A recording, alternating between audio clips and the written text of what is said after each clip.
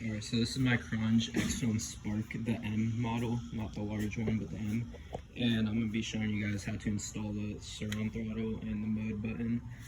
And let me just plug this in. As you can see, it works. Good torque. I think it's better than the original throttle, but the mode button also works. Only thing is it doesn't have an ignition, but this is going to have to do.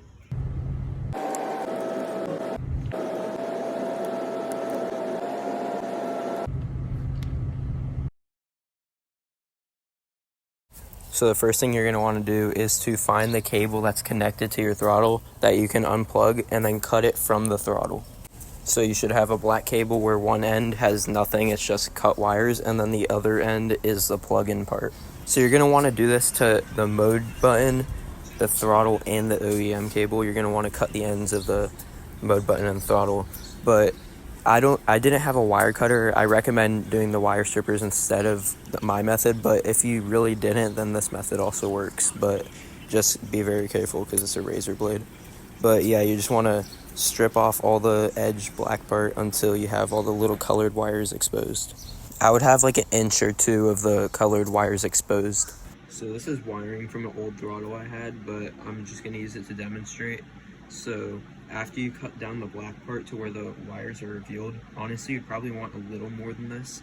This is what you're going to want to do. So these cords, you're going to have to take either, you can use the wire cutters or the wire strippers, or I use nail clippers because I didn't have any. But you just want to apply a little bit of pressure, but not that much, and then you just want to like start twisting it so it's like cutting the outside of the wire. And then if you do this good enough, we should be able to just pull this piece right off.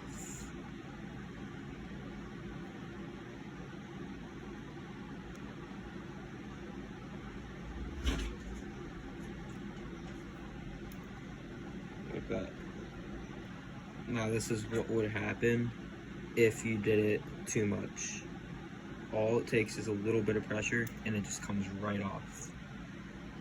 So this is what my wire crimps looked like whenever I did it. So as a demonstration, we're gonna use this white cord and I'm gonna put it doesn't really matter what size crimps, honestly, the smaller the better. But you just wanna put it in there until, honestly, you want to twist this to make it as straight as possible. So then you can get it right through in there. Just let me do this real quick. You want to do it until you see the cord slightly coming out of the edge right there. And then you want to take your wire crimper and then put it in probably like right here, so you're getting it done as good as you can. And then you just squeeze it. You can squeeze it until you feel it to where the wire isn't moving anymore. So let's take a look at this. The wire is in there and it's not moving and it's stuck in the crimp. And then the other side, you do the same exact thing into this one, and then once that's close together, you just connect the two wires just like this, and then you'd wrap it in the tape. Make sure all of this metal right here is taped down with the electrical tape, and I would even go and do down here too, so you don't get any of the wires exposed. Okay, so since I already did it on my bike, I can't show you because it's already sealed up and everything, but I use these bungee cords and the stick to show you guys a visual representation. So the first thing is going to be the mode button green wire, and that's going to clamp into the yellow OEM wire. So these two will get clamped together. And then you're going to want to get the mode button black, and you're going to want to tie that with the throttle's blue. And these two are going to be tied together, and then they're going to go into the OEM green. So this OEM green right here, is going to get tied, or it's not going to get tied in, but they're going to be clumped together like that, so they're all touching into one clump. And then the next thing is going to be the throttle black cable. That's going to go to the OEM black cable. So both of the blacks, they get clumped together. And make sure every single one of these are wrapped in electrical tape, because if one of these wires were to touch another connection like that, they could spark and ruin the whole bike. So then the next one we're gonna do is throttle brown. So you're gonna take the throttle brown and you're gonna clump that onto the OEM red. So these two would be clumped together and wrapped.